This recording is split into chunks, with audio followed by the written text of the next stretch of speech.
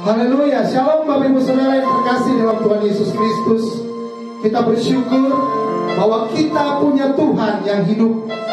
Karena Tuhan Yesus sebelum naik ke sorga telah menjanjikan bahwa Dia akan mengaruniakan Roh Kudus untuk hidup, hadir menyertai dan memberi kuasa kepada kita dalam perjalanan kehidupan kita.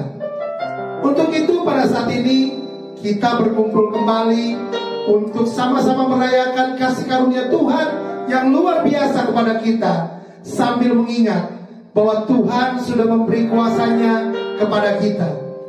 Karena itu kita hidup dengan kuasa itu dan menang dalam setiap tantangan kehidupan, dan menggunakan kuasa itu untuk memberitakan Injil keselamatan sampai Tuhan Yesus datang kedua kali menjemput kita di awan-awan yang permai. Kami doakan supaya ibadah ini menjadi berkat untuk kita semua. Tuhan Yesus memberkati. Mari kita berdoa. Terima kasih Tuhan Yesus. Kami mengucap syukur untuk semua yang Kau anugerahkan buat kami. Kami mengucap syukur bahwa Engkau menaruh Roh-Mu di dalam kehidupan kami, orang-orang yang percaya kepadamu ya Tuhan Yesus. Kami percaya bahwa Roh-Mu tidak pernah meninggalkan kami. Roh-Mu bahkan berdiam di dalam kehidupan kami untuk memberikan kekuatan, memberikan kuasa buat kami menang dalam kehidupan ini. Karena Yesus Kristus lebih dari pemenang untuk setiap kami yang percaya kepadanya. Terima kasih Bapa. Kami akan mulai ibadah pada saat ini hanya di dalam satu nama, Tuhan Yesus Kristus. Haleluya. Amin. Haleluya. Terima kasih buat kasih. Kami siap waktu Bapa. Terima kasih. Ku rasakan kasih-Mu Tuhan. Ku rasakan kuasa-Mu Tuhan.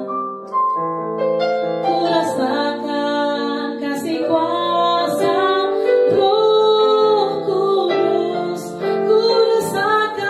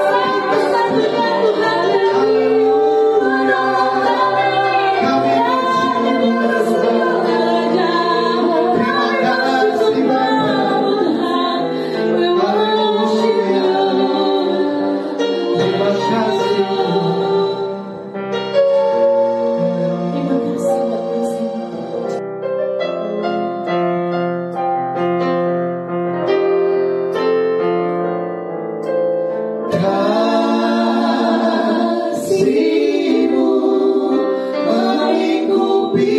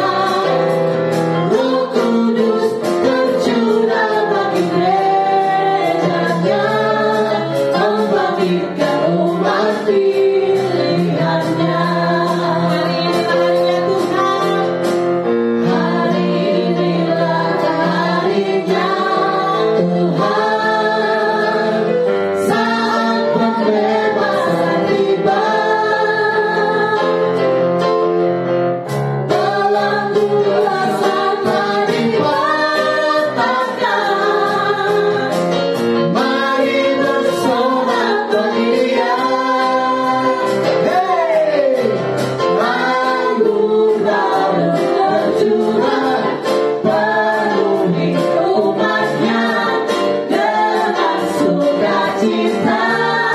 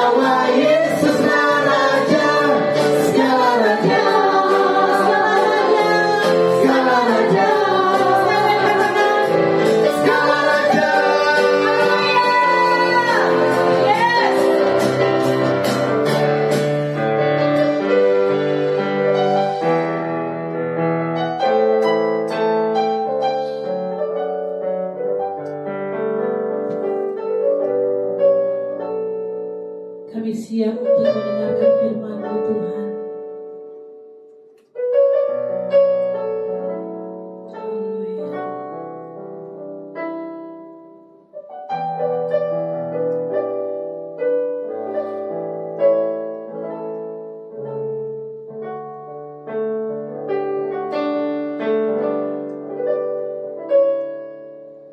Roh Kudus hadir di sini, mengalir di bait suci. Perkara ajaib pun terjadi, kuasa mujizat nyata, karena Roh Kudus sedang bekerja. Roh Kudus hadir di sini, mengalir di bait suci. Perkara ajaib pun terjadi, kuasa mujizat nyata, karena Roh Kudus sedang bekerja. Tiada yang mustahil dan tiada yang sukar bila Roh Kudus turut bekerja. Tiada yang mustahil bagi orang percaya bila Roh Kudus turut bekerja di antara kita. Sama-sama kita terpuji mengatakan, Roh Kudus hadir di sini, mengalir di bait suci. Perkara ajaib pun terjadi, kuasa mujizat nyata, karena Roh Kudus sedang bekerja. Roh Kudus hadir di sini,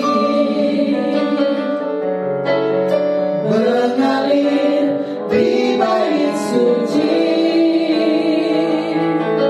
Perkara ajaib pun terjadi, kuasa mujizat nyata, karena Roh Kudus sedang bekerja.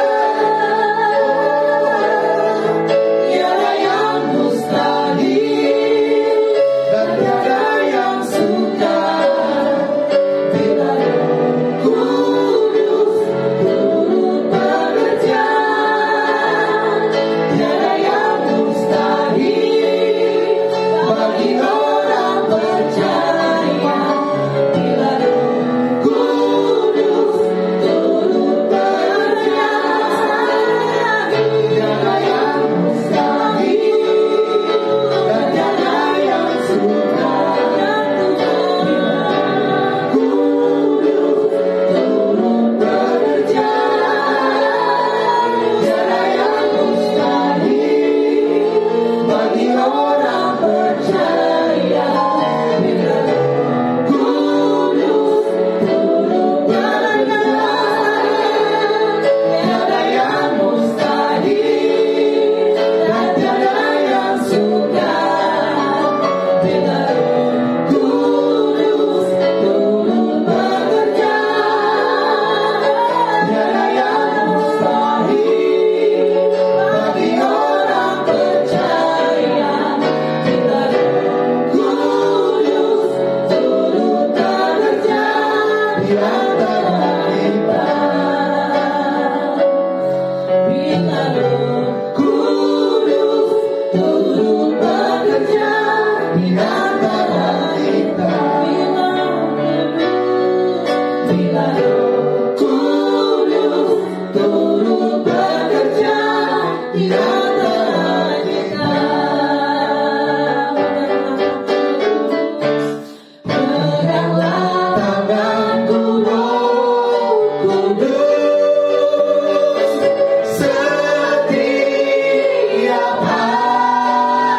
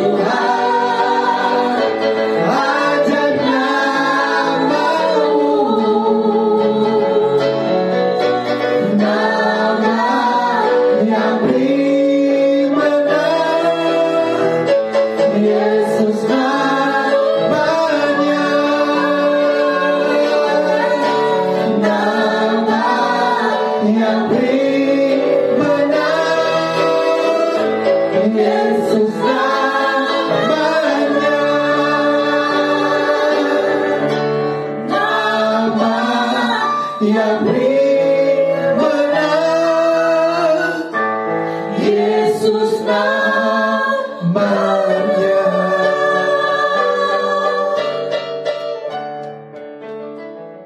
Shalom Sobat Home Ministry dimanapun Anda berada.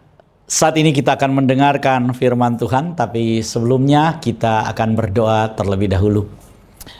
Bapa yang bertakhta dalam kerajaan sorga, Bapa yang kami kenal dan kami sembah di dalam anak-Mu, Yesus Kristus, Tuhan dan Juru Selamat kami.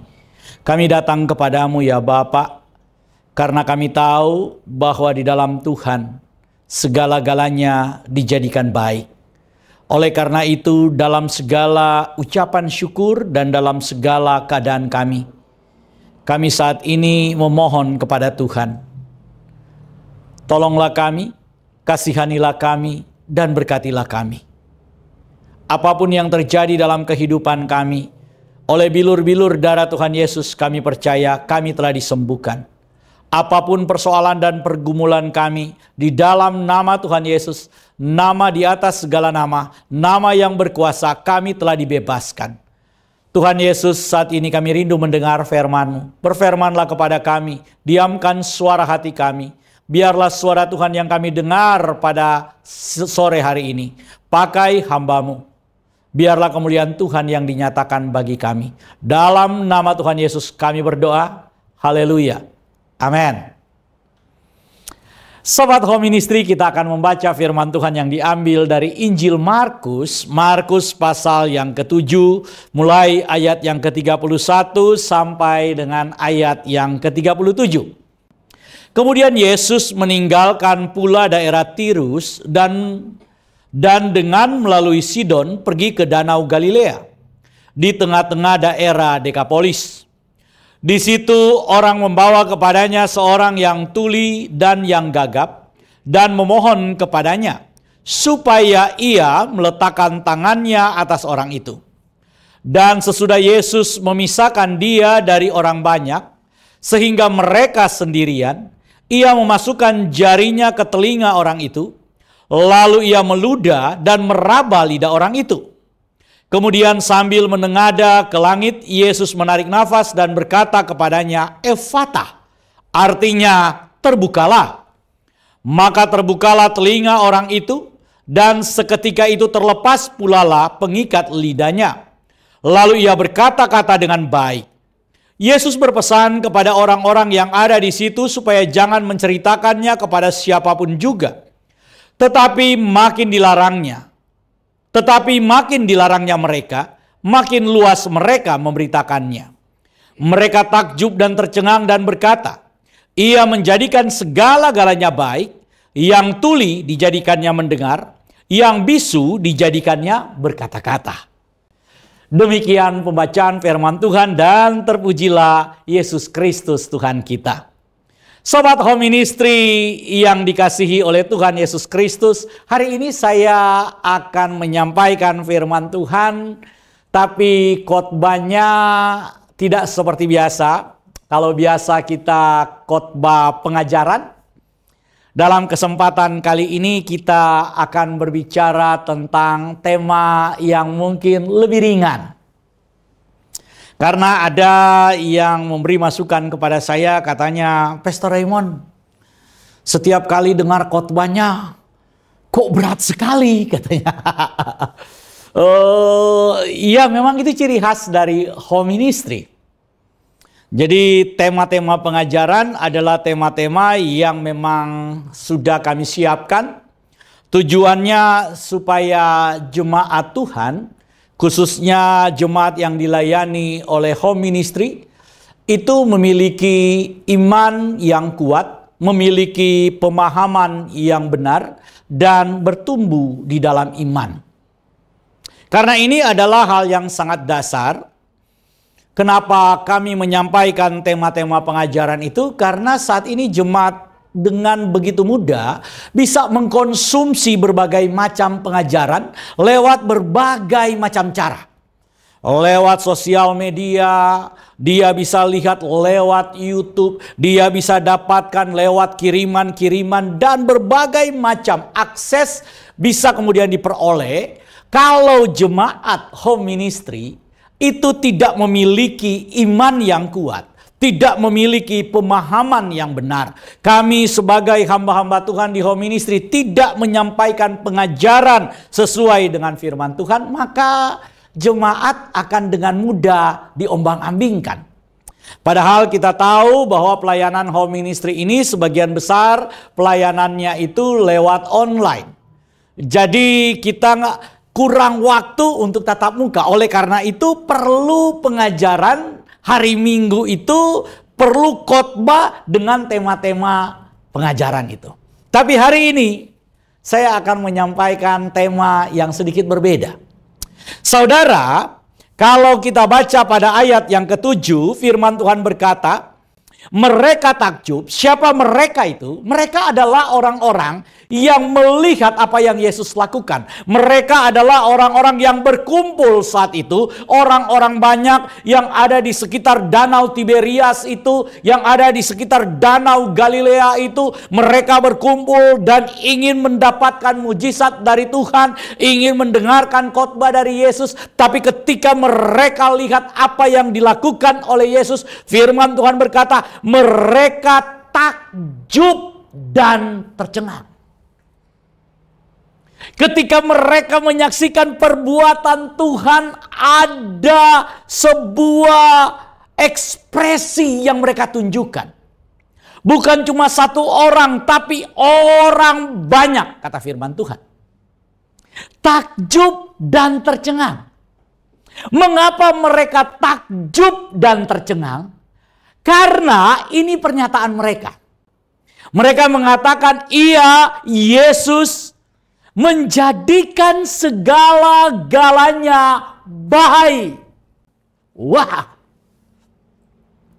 Yesus menjadikan segala-galanya baik. Yang tuli dijadikannya mendengar, yang bisu dijadikannya apa? Berkata-kata. Mereka berkata bahwa Yesus menjadikan segala-galanya baik. Ini adalah sebuah statement yang kemudian menjadi premis, yang menjadi keyakinan kita bahwa Tuhan kita adalah Tuhan yang menjadikan segala-galanya dalam hidup kita baik. Bilang amin. Tolong tepok kiri kananmu. Tolong tepok yang ada di kiri, di kanan, di belakang. Katakan kepada dia bahwa Yesus menjadikan segala-galanya baik.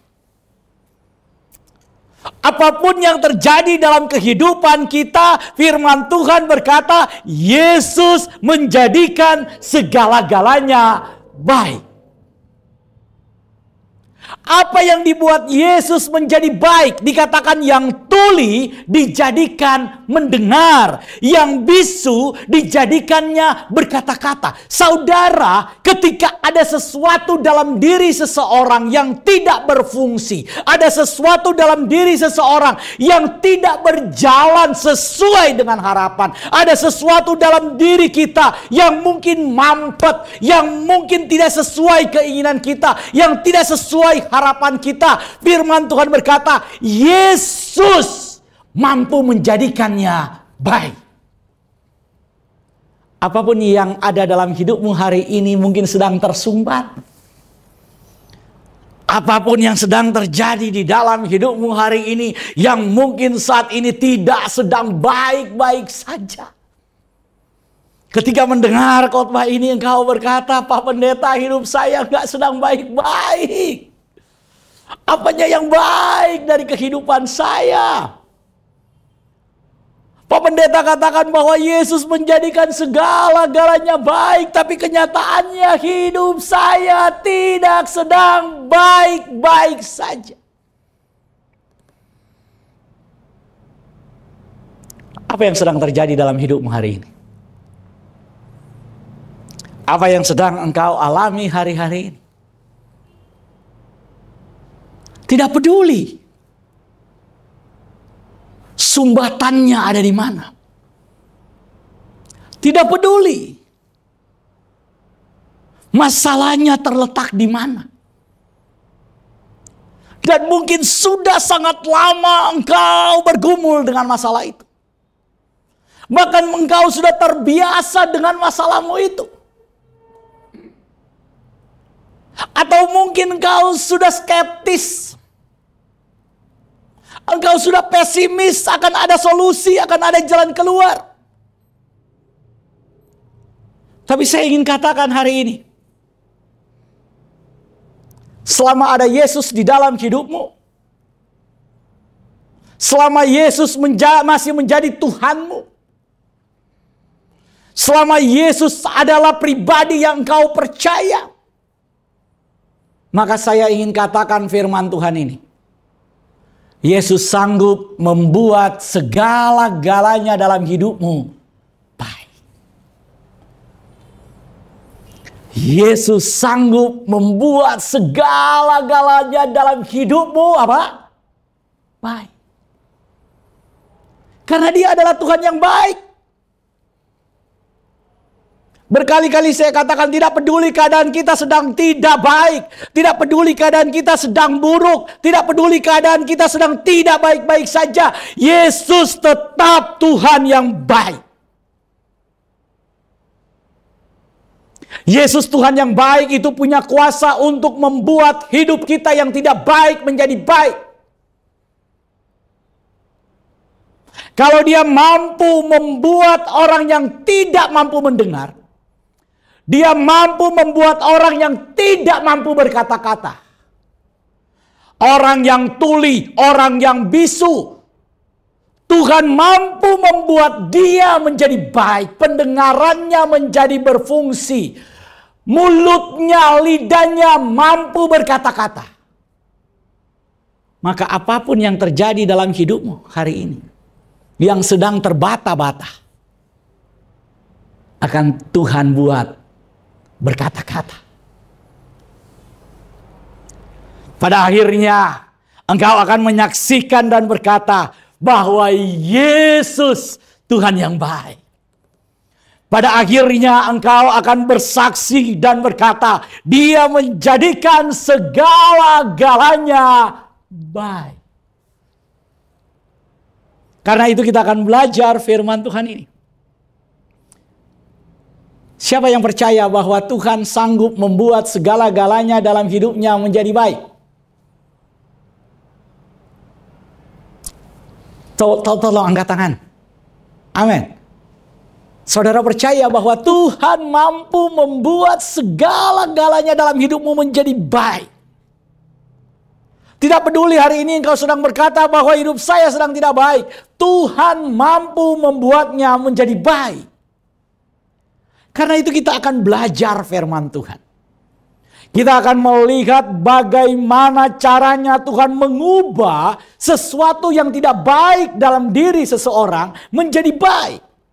Bagaimana Tuhan mengubah pergumulan seseorang yang bukan cuma menahun, tapi itu sudah dia terima bahwa dia tidak mungkin disembuhkan. Kenyataan bahwa dia tuli, kenyataan bahwa dia bisu.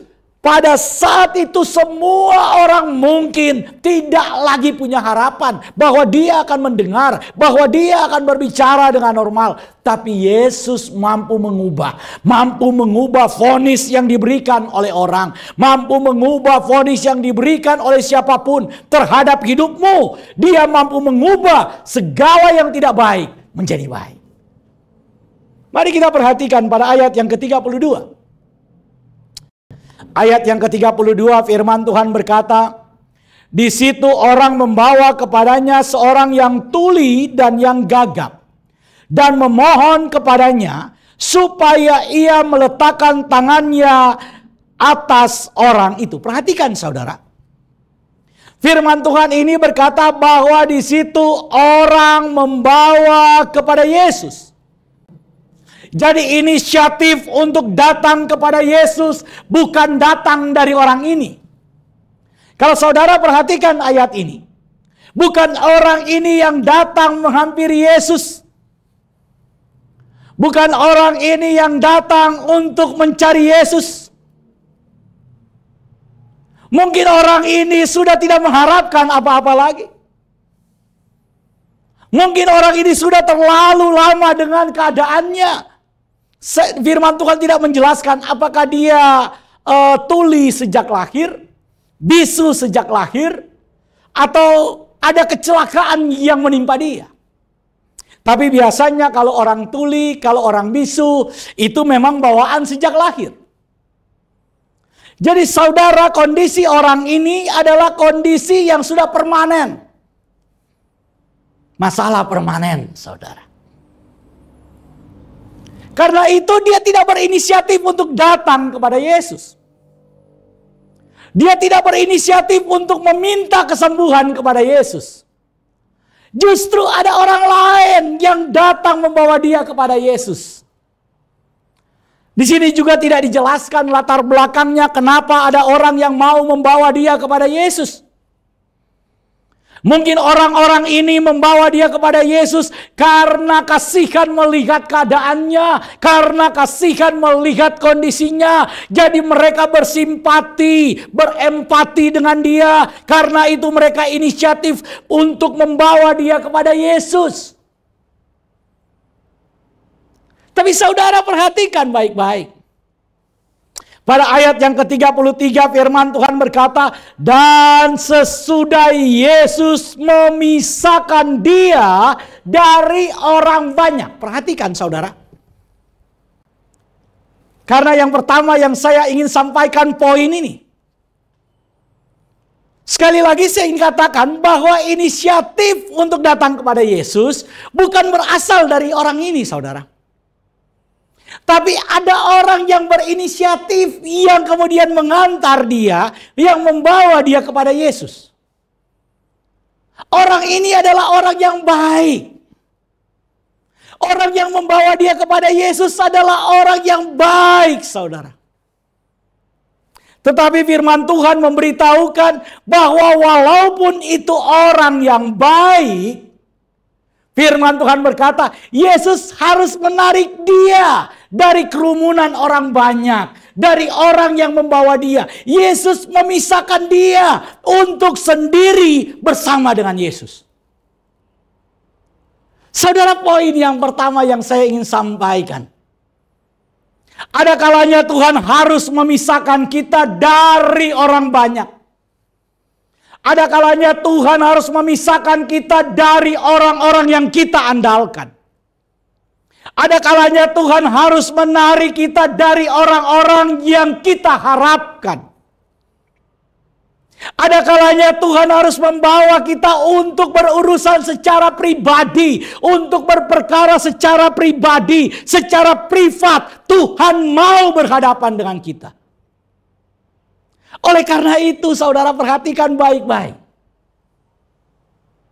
Kalau saudara percaya bahwa Yesus menjadikan segala-galanya baik, dan saudara percaya bahwa Yesus yang sama, yang punya kuasa yang sama, sanggup untuk mengubah segala-galanya dalam hidupmu menjadi baik,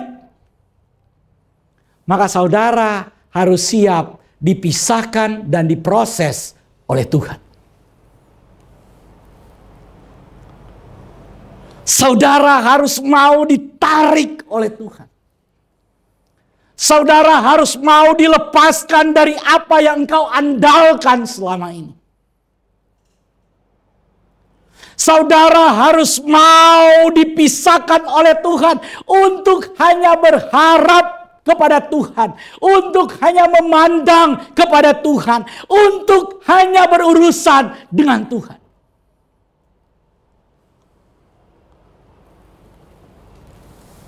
Mungkin banyak orang baik di sekitar saudara. Mungkin banyak orang baik yang kasihan dengan keadaan saudara. Mungkin saat ini saudara duduk diam mendengarkan firman Tuhan ini karena ada orang-orang baik yang mengajak saudara untuk bersekutu, untuk beribadah, untuk berfellowship bersama. Dan saudara mendengarkan firman Tuhan ini. Mungkin ada orang-orang baik yang share link dan saudara bisa menyaksikan apa yang firman Tuhan sampaikan hari ini. Tapi hari ini kita belajar. Firman Tuhan mengajarkan kita. Kalau saudara ingin kalau saudara ingin melihat Tuhan membuat segala-galanya menjadi baik di dalam hidupmu. Maka saudara harus rela untuk dipisahkan. Saudara harus siap untuk diproses oleh Tuhan.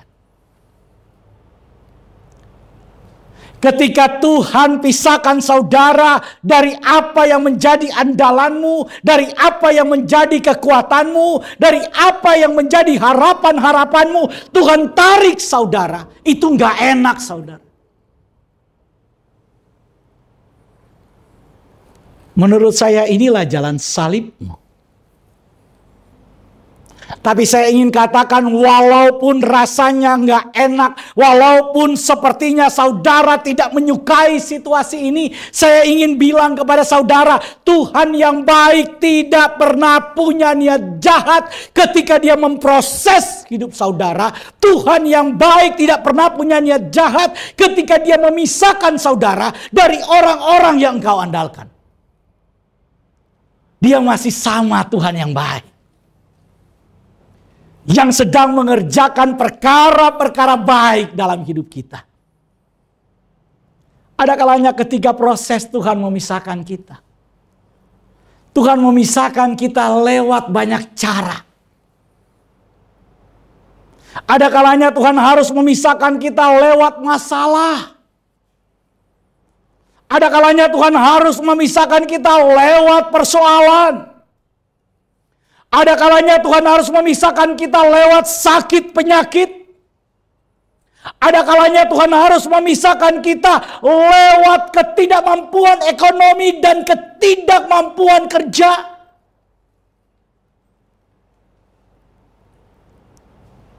Banyak hal. Banyak cara. Kalau sepertinya hari ini engkau sedang dibuat oleh Tuhan terpisah dengan orang-orang yang engkau harapkan menolongmu, terpisah dari kelompok yang biasanya ada bersamamu, terpisah dari semua andalan-andalanmu, dan engkau sepertinya menyesal, engkau sepertinya menangis, engkau sepertinya enggak kuat. Saya ingin katakan, pandang kepada Tuhan. Datang kepada Yesus. Berseru kepada Yesus. Percaya. Apa yang Tuhan izinkan terjadi dalam hidup kita. Untuk memproses hidup kita. Itu Dia lakukan dengan niat yang baik. Untuk menjadikan hidup kita apa? Baik. Ketika Tuhan harus memisahkan kita. Ketika Tuhan harus memisahkan saudara. Ketika Tuhan harus mengambil apa yang kau andalkan. Tuhan harus melucuti apa yang kemudian menjadi kebanggaanmu. Dan saat ini engkau ada dalam kondisi yang kau katakan, aku tidak sedang baik-baik saja Pak Pendeta. Aku sedang tidak baik-baik saja Pastor. Maka saya ingin katakan, itu artinya Tuhan sedang berperkara denganmu. Dan niat Tuhan pasti baik. Jangan punya prasangka buruk kepada Tuhan. Jangan pernah berpikir kenapa Tuhan tidak menjawab doa saya. Kenapa Tuhan justru mendengar doa orang itu. Kenapa Tuhan tidak mendengar apa yang saya minta. Saudara Asaf.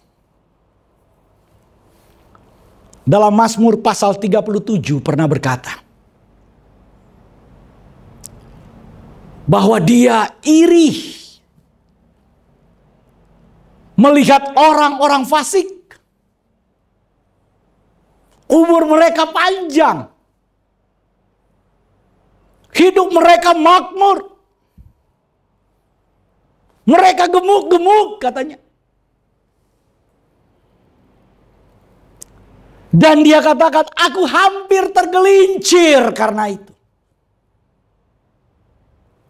Tapi ketika aku masuk ke dalam rumah Tuhan. Ketika aku masuk ke dalam rumah Tuhan. Ini penting, saudara. Ketika saudara sedang diproses oleh Tuhan. Tujuan Tuhan melakukan itu supaya hidup saudara diubah menjadi lebih baik. Karena itu ketika dia tarik saudara dari orang-orang yang engkau andalkan. Ketika dia tarik saudara dari apa yang kau banggakan. Ketika dia tarik saudara menjadi sendiri. Ingat baik firman Tuhan ini. Dia nggak punya rencana jahat. Tuhan tidak punya niat jahat. Tuhan selalu punya rencana yang baik. Engkau harus makin dekat dengan Tuhan. Ketika aku masuk ke dalam rumah Tuhan, kata Asaf. Baru dia mengerti. Dia mengerti rencana Tuhan. Dia mengerti jalan Tuhan. Dia mengerti apa yang Tuhan ingin lakukan dalam hidupnya. Saudara jangan terlalu sibuk memperhatikan hidup orang lain. Ada kalanya kita terlalu iri dengan hidup orang lain. Ada kalanya kita terlalu khawatir. Kenapa kita sibuk memikirkan hidup orang lain? Tuhan mau kita fokus dengan hidup kita dan dengan Tuhan. Pandang kepada Yesus. Berseru kepada Yesus. Saudara yang mau dipisahkan oleh Tuhan, ingat baik-baik. Niat Tuhan menjadikan segala-galanya apa? Baik. Jadi ketika engkau saat ini sedang sendiri. Mungkin sambil mendengar firman Tuhan ini. Atau tadi mungkin sambil memuji Tuhan. Saudara sambil berpikir, tidak ada pertolongan, tidak ada pertolongan, tidak ada orang yang mau menolong saya. Tidak ada lagi jalan, tidak ada lagi jalan, Pak. Ketika engkau sendirian, ketika engkau tanpa harapan, justru di situ Tuhan ingin berbicara dengan. Karena selama ini terlalu banyak noise dalam hidupmu. Karena selama ini terlalu banyak suara di dalam hidupmu. Karena itu Tuhan harus tarik engkau supaya suaramu dia dengar. Dan supaya engkau mendengar suara Tuhan dengan jelas. Engkau mengerti kehendak Tuhan dengan benar. Karena itu Tuhan memanggilmu. Ketika Yesus memanggil, percayalah saudara. Semuanya akan menjadi baik. Oleh karena itu selanjutnya ayat 33. Dan sesudah Yesus memisahkan dia dari orang banyak. Sehingga mereka sendirian. Firman Tuhan berkata, ia memasukkan jarinya ke telinga orang itu. Yang kedua, saudara, setelah Yesus memisahkan orang itu dari orang banyak, yang dilakukan oleh Yesus memasukkan jarinya ke telinga orang itu. Saudara, masalah orang ini apa? Waktu dia dibawa kepada Yesus, masalah dia apa? Tidak bisa apa? Mendengar.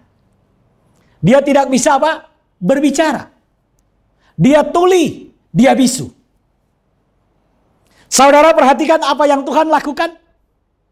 Ketika dia datang, ketika Tuhan memisahkan dia, yang dilakukan Tuhan adalah memasukkan jarinya ke telinga orang itu. Tuhan korek kupingnya.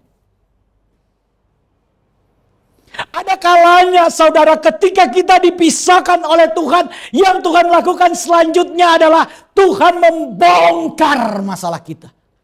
Tuhan menghancurkan apa yang selama ini menjadi persoalanmu. Ada kalanya Tuhan harus memukul keras supaya ketika engkau hancur, dengan mudah Dia membentuk kembali, karena Dia adalah penjunan yang siap membangun bejana-bejana yang baik. Oleh karena itu Tuhan memasukkan jarinya mengorek saudara. Saudara, bisa nggak Yesus ketika kemudian memisahkan orang ini? Tuhan kemudian menumpangkan tangan di kupingnya, ya Tuhan pegang aja kupingnya. Nggak usah masukin jari ke kuping, aduh. Saudara bisa ngebayangin ketika Tuhan masukin jarinya ke kuping.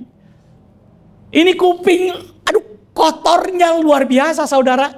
Tuhan masukin saudara. Tuhan korek kupingnya. Karena selama ini orang itu sudah nyaman dengan keadaan dia. Orang ini sudah nyaman dengan dia tuli, dia dikasihani. Dia nyaman dengan kondisi dia. Dia nyaman dengan keadaan dia. Karena itu Tuhan korek. Tuhan korek saudara, Tuhan korek. Dalam cerita yang lain, ketika Tuhan Yesus akan melakukan mujizat, Tuhan pernah bertanya, maukah engkau sembuh? Saudara pernah baca itu kisah tentang penyembuhan di kolam Bethesda? Saudara, orang yang sakit sudah bertahun-tahun kepengen sembuh, Tuhan tanya, maukah engkau sembuh? Udah pasti mau sembuh.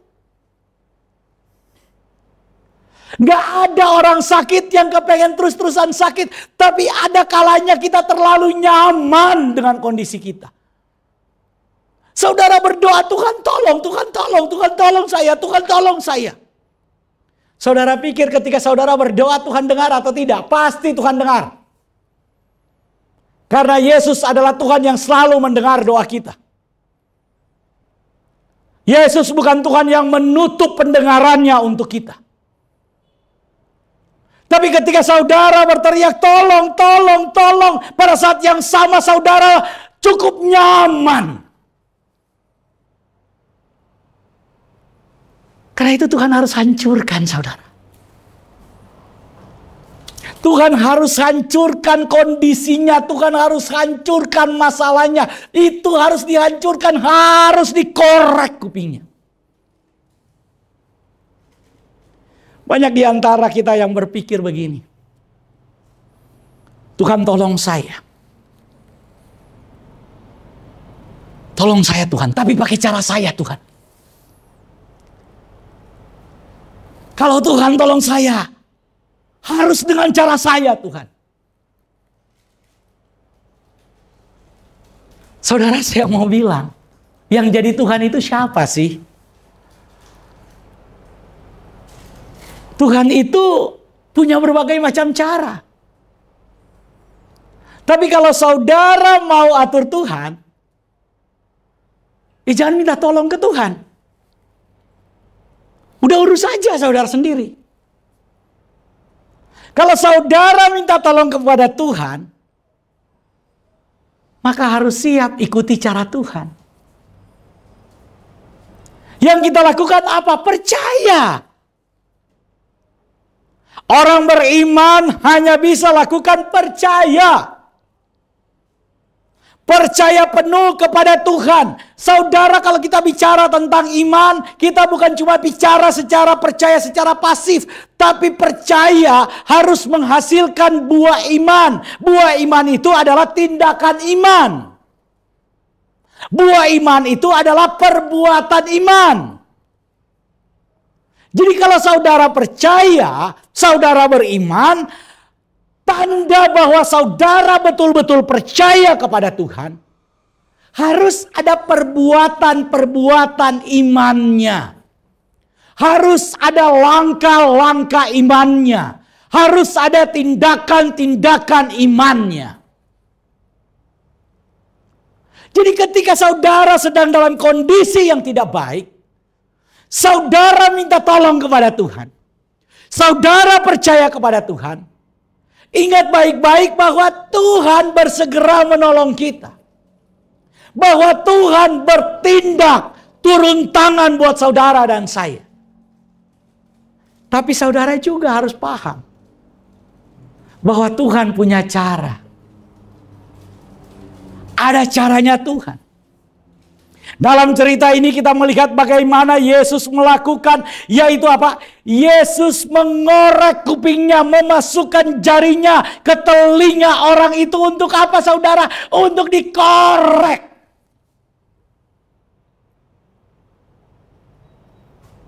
Apakah saudara bersedia untuk dikorek oleh Tuhan apa yang tersumbat dalam hidupmu? Apakah saudara bersedia dibongkar oleh Tuhan? Tuhan tidak akan pernah mempermalukan kita, percaya. Karena itu harus dipisahkan supaya berdua. Ketika Tuhan memisahkan saudara, saudara harus bersedia dibongkar oleh Tuhan. Jangan tutupi apapun dari Tuhan. Buka semuanya kepada Tuhan. Serahkan semuanya kepada Tuhan. Biar Tuhan yang bekerja. Biar Tuhan yang bertindak. Biar Tuhan yang menunjukkan kuasanya. Mari percaya kepada Tuhan. Mari belajar percaya, saudara. Ketika Tuhan mulai bongkar, mari katakan, Tuhan, lakukan apa yang terbaik bagimu. Suka-sukamu Tuhan, suka-sukamu Tuhan. Lakukan yang terbaik Tuhan Yesus. Angkat tanganmu dan katakan, lakukan yang terbaik Tuhan.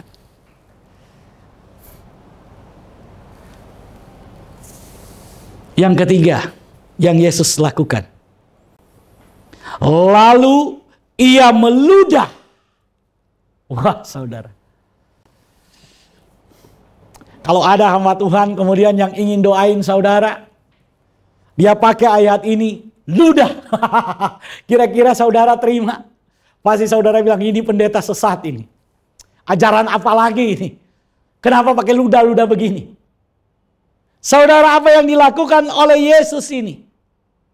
Setelah dia memasukkan jarinya, selanjutnya dikatakan ia meludah.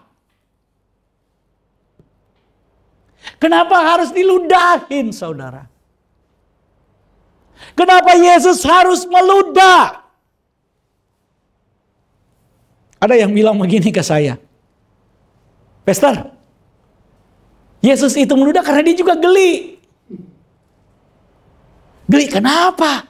Ya kan tadi dia baru masukin jarinya ke kuping. Jadi kan itu kupingnya jorok katanya. Jadi ketika Yesus cabut, dia lihat jarinya. Banyak juga nih tai kuping. Di jarinya jadi dia, katanya. Ya. Tapi dikatakan di sini, ia meludah. Tuhan meludah bukan karena dia geli, saudara. Kalau dia geli ya udah nggak usah masukin tangannya. Untuk buat mujizat mah buat Yesus mah kecil. Dia tinggal nggak usah pegang kupingnya. Mendengar. Bicara. Langsung bicara, saudara. Saudara pernah baca kisah? Kalau saudara baca ini kisah di atas. Sebelum kisah ini, ibu datang untuk minta kesembuhan buat anaknya yang lagi kerasukan, saudara. Saudara tahu apa yang dilakukan Yesus? Yesus cuma berkata, anakmu telah sembuh. Anaknya sembuh tuh. Di rumah. Gak usah pakai diraba-raba. Gak usah pakai dikorek-korek. Gak usah, saudara. Tapi kenapa kali ini Yesus harus mengorek kupingnya? Kenapa Yesus harus meludah? Saudara, kalau saudara baca kisah ini coba lihat ya.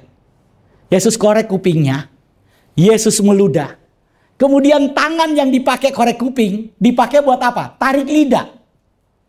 Coba saudara baca. Meraba lidah orang itu, pakai tangan mana? Coba. Pakai tangan yang bekas korek kuping, betul nggak? Ini betul atau enggak? Saudara, waktu Yesus korek kuping, ya, selesai korek kuping, memangnya Yesus kemudian bilang, mana tempat cuci tangan, mana baskom, cuci tangan dulu. Enggak, Yesus bukan lagi di restoran Padang. Ya. Jadi waktu Yesus selesai pegang kuping, tangannya ini bekas kuping enggak? Bekas. Oke. Yesus pakai untuk raba lidah. Nah loh, saya mau tanya, orang ini bisa melihat nggak? Saudara, Yesus bisa melihat, orang-orang yang Yesus sembuhkan ini bisa melihat nggak sih? Kan dia cuma tuli. Dia kan cuma bisu, tapi dia nggak buta. Orang buta, orang tuli melihat, betul nggak? Orang bisu melihat, betul nggak? Orang bisu melihat nggak? Ya melihat. Orang tuli melihat nggak? Melihat. Jadi dia bisu tuli, tapi nggak buta. Jadi waktu Yesus korek kuping, dia lihat nggak? Lihat. Pakai tangan yang mana? Dia lihat nggak? Lihat. Waktu Yesus kemudian pegang lidahnya, gitu. Dia lihat nggak? Lihat. Terus dia geli nggak? Kalau saudara gimana? Kalau nanti misalnya kita ada acara offline, ya, kemudian didoakan, saya kemudian doakan saudara, saya pegang kuping saudara, saya korek-korek kupingnya, selesai itu saya bilang, buka mulutnya, keluarin lidahnya, saya tarik lidah saudara, mau nggak? Tapi perhatikan, yang ingin saya sampaikan di sini, apa yang dilakukan oleh Yesus, itu di luar pemikiran banyak orang. Apa yang dilakukan oleh Yesus, di luar yang dilakukan cara-cara pemimpin-pemimpin Yahudi pada saat itu dalam melakukan ritual kesembuhan. Yesus melakukan hal yang berbeda. Kenapa? Karena dia Tuhan. Ketika Yesus meludah, dia bukan ingin mempermalukan atau menghina orang ini. Saudara, ada kalanya kita berpikir bahwa Tuhan punya niat jahat terhadap kita. Tuhan sedang merencanakan yang tidak baik buat kita. Saya ingin bilang, Tuhan selalu punya rencana yang baik. Walaupun apa yang dia lakukan, mungkin kau rasa terlalu ekstrim. Mungkin kau rasa, waduh Tuhan terlalu keras. Mungkin kau rasa, aduh ini gak biasa. Tapi saya mau bilang, Tuhan sedang melakukan yang baik. Oleh karena itu saudara, ketika Yesus meludah, Yesus bukan ingin mempermalukan orang ini. Yesus bukan geli dengan orang ini. Yesus bukan sedang menghina orang ini. Yesus tidak pernah punya pikiran yang tidak baik terhadap orang-orang yang dia kasihi. Yesus tidak pernah punya niat jahat terhadap anak-anaknya. Saudara, dulu ketika anak saya masih kecil, baru beberapa bulan, dia kemudian pilek. Saudara, ketika pilek, dia susah bernafas. Saudara tahu apa yang saya lakukan? Saya kemudian hisap ingusnya dari hidungnya. Kenapa saya lakukan itu, saudara? Karena dia anak saya. Apakah saya geli dengan dia? Tidak. Ketika mungkin saya hisap dia nggak nyaman. Ketika saya lakukan itu dia nangis. Ketika saya lakukan itu, dia berontak. Tapi saya tidak pernah punya niat jahat terhadap anak saya. Karena dia anak saya. Tujuan saya supaya dia baik. Tujuan saya supaya dia tidak kesumbat hidungnya. Itulah yang saya lakukan. Saya yakin sebagai orang tua saudara pernah melakukan hal-hal seperti itu untuk anakmu. Mungkin bukan ketika anakmu bilang, tapi kalau saudara pernah lakukan itu, saya percaya saudara nggak pernah geli. Betul? Tapi coba anak orang. Coba anak orang. Ya, di sini banyak, ada Pastor Doni, punya 3 anak. Saya yakin waktu anaknya masih kecil-kecil, pernah juga mengalami masalah-masalah seperti ini. Dan Pastor Doni tidak pernah merasa geli, merasa jijik ketika harus mengurus anak-anaknya. Siapa yang percaya bahwa kita adalah anak-anak Tuhan Yesus? Tolong angkat tangan. Amin. Saudara percaya bahwa saudara anak Tuhan Yesus? Amin. Saudara percaya saudara anak Tuhan Yesus? Amin. Tuhan gak pernah geli. Tuhan gak pernah jijik. Tuhan gak pernah malu dengan saudara. Karena kita adalah anak. Oleh karena itu saudara, ketika Tuhan meraba lidah orang itu, ketika Tuhan meludah, dia bukan sedang mempermalukan orang itu, tapi ada tindakan yang dilakukan oleh Tuhan itu. Tujuannya apa? Supaya terjadi kesembuhan, supaya ada intervensi Tuhan, ada tindakan Tuhan. Tuhan bertindak dengan caranya Tuhan. Oleh karena itu pada ayat 34 perhatikan, kemudian sambil menengadah ke langit, Yesus menarik nafas dan berkata kepada siapa saudara? Berkata kepada siapa saudara? Oh, Tuhan, firman Tuhan katakan, Yesus sambil memegang lidah orang itu, benar ya? Yesus kemudian menengadah ke langit sambil berkata kepada siapa? Dia nggak berkata ke atas saudara. Tapi firman Tuhan berkata, dia berkata kepadanya. Kepadanya. Bukan kepada orang banyak. Tapi kepadanya. Efata artinya apa? Terbukalah. Ada waktunya Tuhan kemudian berkata kepada kita, Efata terbukalah. Maka terbukalah pintu-pintu berkat itu buatmu. Terbukalah pintu-pintu mujizat itu buatmu. Terbukalah hal-hal yang mustahil itu buatmu. Terbukalah jalan-jalan dari Tuhan itu untuk hidupmu. Maukah engkau diproses oleh Tuhan? Maukah engkau dipegang masalahnya oleh Tuhan? Maukah engkau ditarik masalahnya oleh Tuhan?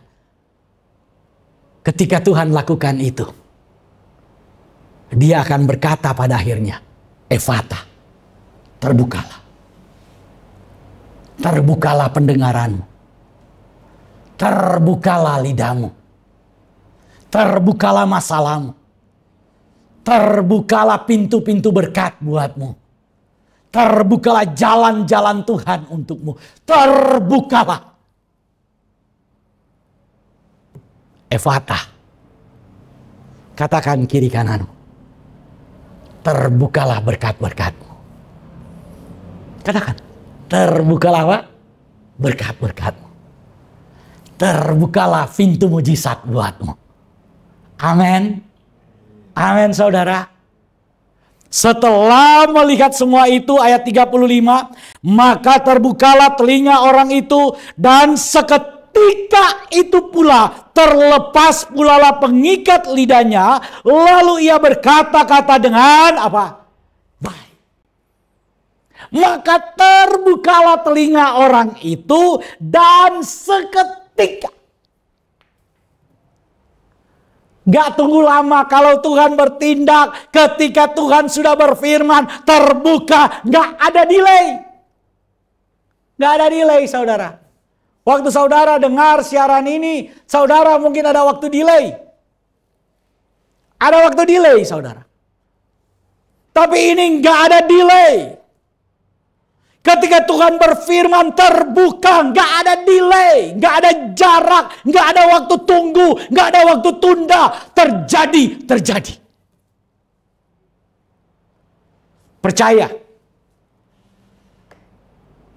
Ketika Tuhan sudah berfirman terbuka, maka apa?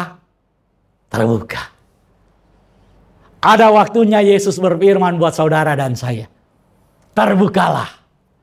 Maka seketika itu juga terbuka. Apapun yang terjadi dalam hidup kita, katakan sama-sama, Yesus menjadikan segala-galanya apa? Baik. Karena ada waktunya. Tuhan berfirman, terbuka. Maka terbukalah jalan keluar itu. Terbuka, maka terbukalah pintu mujizat itu. Terbuka, maka terbukalah pintu berkat Tuhan itu. Terbuka, maka terbukalah semua hal-hal yang baik tercurah dalam hidup kita. Amin. Biarlah firman Tuhan ini berbuah lebat, berlipat-lipat kali ganda dalam hidup kita. Kita berdoa. Terima kasih Tuhan Yesus. Apa yang telah Engkau nyatakan, biarlah saat ini terjadi dalam kehidupan anak-anak-Mu. Biarlah firman-Mu memberkati kehidupan anak-anak-Mu.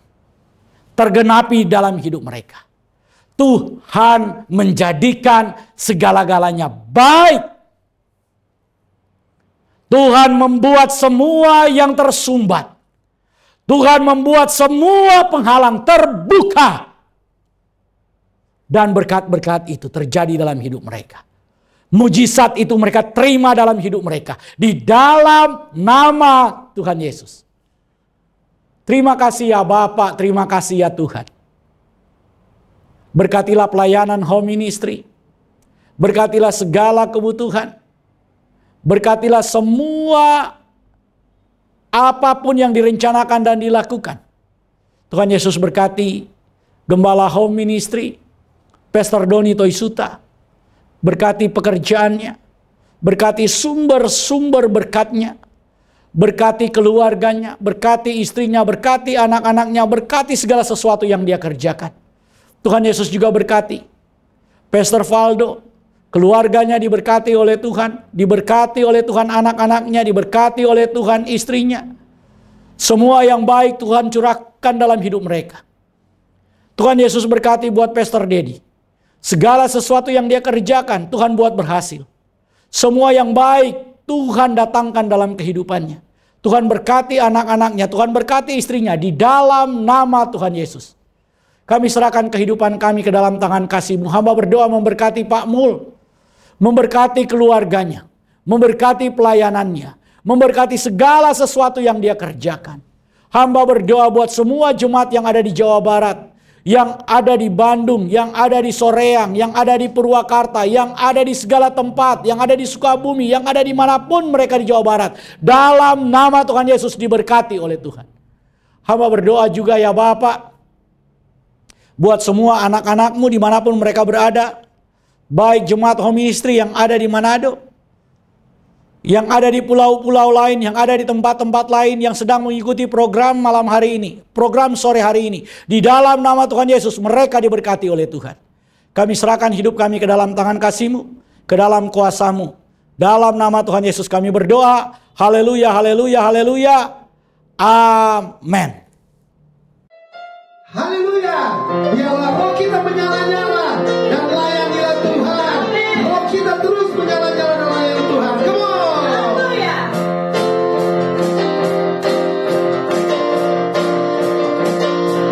Biarlah rohmu menyala-nyala dan layanilah Tuhan. Biarlah rohmu menyala-nyala dan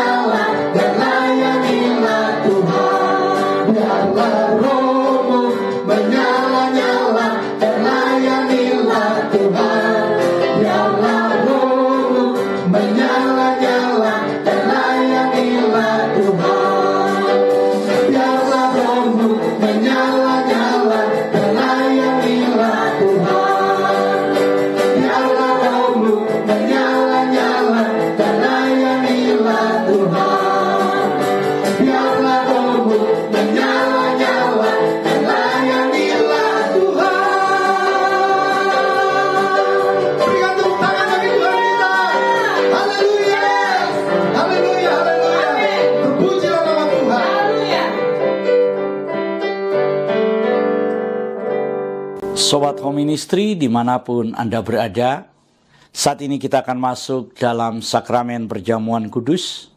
Dan saya persilakan saudara yang ada di rumah untuk bangkit berdiri. Bagi saudara-saudara yang saat ini sudah menyiapkan sarana perjamuan kudus, mohon dipegang. Dan kita akan doakan sama-sama. Di dalam nama Tuhan Yesus saat ini kami mengangkat roti dan anggur ini. Kami kuduskan, kami sucikan di dalam nama Tuhan Yesus menjadi layak digunakan untuk perjamuan kudus ini. Dalam nama Tuhan Yesus, haleluya, amin. Saudara, dengarkanlah ketetapan perjamuan kudus. Yesus berfirman, "Akulah roti hidup yang telah turun dari sorga. Jikalau seorang makan dari roti ini, ia akan hidup selama-lamanya. Dan roti yang kuberikan itu ialah dagingku, ia akan kuberikan untuk hidup dunia." Maka kata Yesus kepada mereka, "Aku berkata kepadamu, sesungguhnya jikalau kamu tidak makan daging anak manusia dan minum darahnya, kamu tidak akan mempunyai hidup dalam dirimu. Barang siapa makan dagingku dan minum darahku, ia mempunyai hidup yang kekal, dan aku akan membangkitkan dia pada akhir zaman. Sebab dagingku adalah benar-benar makanan, dan darahku adalah benar-benar minuman. Barang siapa makan dagingku dan minum darahku, ia tinggal di dalam aku dan aku di dalam dia. Sama seperti Bapa yang hidup mengutus aku dan aku hidup oleh Bapa, demikian juga barang siapa yang makan aku akan hidup oleh aku. Inilah roti yang telah turun dari sorga, bukan roti yang dimakan nenek moyangmu dan mereka telah mati. Barang siapa makan roti ini, ia akan hidup selama-lamanya." Dan ketika mereka sedang makan, Yesus mengambil roti, mengucap syukur, memecah-mecahkannya, lalu memberikan kepada murid-muridnya dan berkata, "Ambillah, makanlah, inilah tubuhku."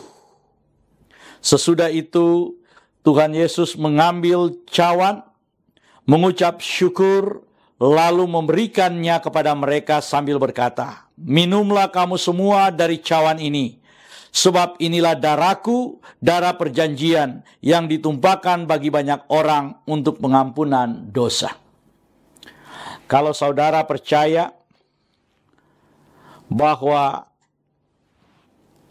roti dan anggur ini adalah penyatuan dengan tubuh Tuhan Yesus Kristus, mari kita angkat lebih tinggi dari kepala kita dan mari kita sama-sama mengaku, dalam nama Tuhan Yesus, saya percaya inilah tubuh dan darah Tuhan Yesus. Kalau saya makan tubuh Tuhan Yesus Kristus dan minum darah Tuhan Yesus, maka saya percaya semua dosa-dosa saya telah diampuni oleh Tuhan. Saya percaya kalau saya makan tubuh Tuhan Yesus dan minum darah Tuhan Yesus, maka semua kutuk telah dipatahkan. Saya percaya kalau saya makan tubuh dan minum darah Tuhan Yesus, maka semua sakit penyakit saya telah disembuhkan. Saya percaya kalau saya makan tubuh Tuhan Yesus dan minum darah Tuhan Yesus, maka saya mendapat bagian dalam tubuh Kristus, dan saya akan diberi tubuh kemuliaan, dan Tuhan akan mengangkat saya ketika Tuhan Yesus datang di awan-awan yang permai untuk menyatu dan bertemu dengan Dia. Saya percaya inilah tubuh dan darah Tuhan Yesus Kristus. Kita angkat lebih dulu tubuh Tuhan Yesus Kristus dan kita berkata, inilah tubuh Tuhan Yesus Kristus dalam nama Tuhan Yesus. Kita minum darah Tuhan Yesus Kristus dan kita berkata dalam nama Tuhan Yesus Kristus.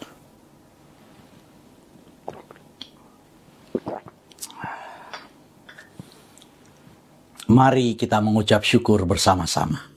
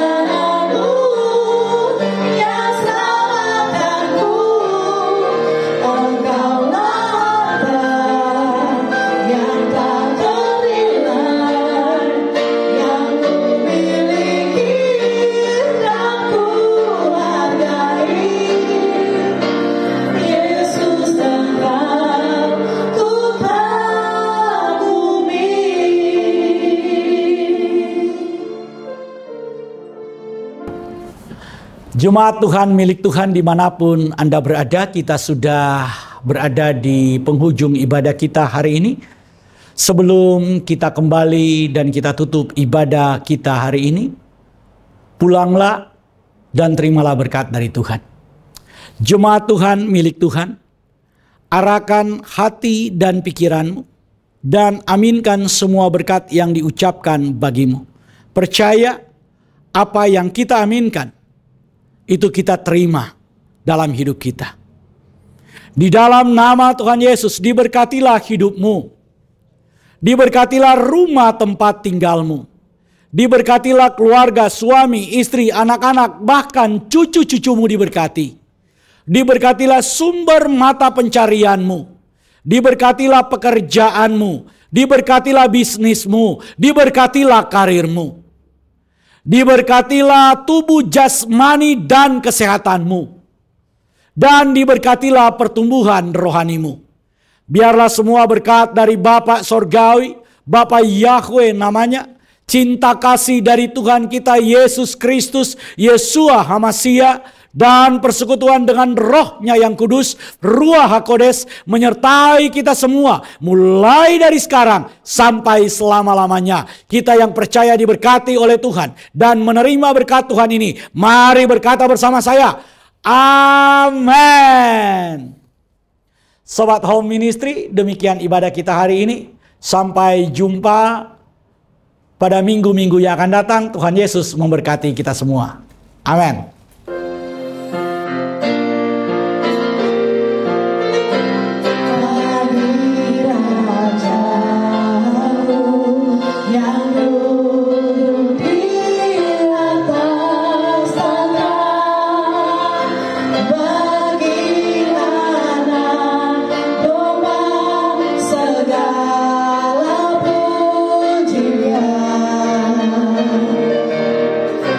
Dalam